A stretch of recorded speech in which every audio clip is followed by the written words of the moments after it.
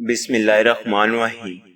پانی میں ہلدی شامل کر کے پی لینے سے پیٹ کی صفائی ہو جاتی ہے۔ نہار منہ ایک گلاس پانی پی لینے سے انسان کا دماغ تیز ہو جاتا ہے۔ دودھ میں شہد ملا کر پی لیا کرو، بوڑھے ہو جاؤ گے مگر ہڈیاں مضبوط رہیں گی۔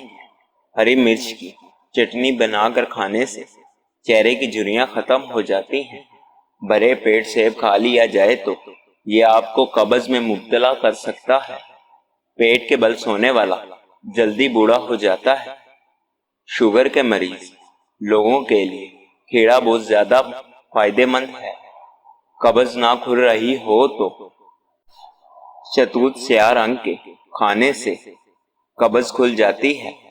بلڈ پریشر بڑھنے سے لگے تو فوراً انجیر کے 2 دانے کھا لو، بلڈ پریشر نارمل ہو جائے گا۔ ہری مرچ سانس کی تکلیف سے بچاتی ہے اور جسم کے اندر خون کو جمنے نہیں دیتی۔ دہی کے ساتھ ناشتہ کرنے سے خون کی کمی دور ہوتی ہے۔ جو روزانہ دہی استعمال کرتا ہے اسے کبھی پیشاب کا انفیکشن نہیں ہوتا۔ ابلے ہوئے چاول کھانے سے گرمی نہیں ہوتی۔ نہار منہ خالی پیٹ جان بوجھ کر کھانس کیا کرو، چھاتی کی بگلم صاف ہو جائے گی۔ ساگو دانے کو رات کے وقت شہد میں ڈبو کر کھاؤ۔ شہد میں ڈبو کر کھا لینے سے طاقت بڑھتی ہے۔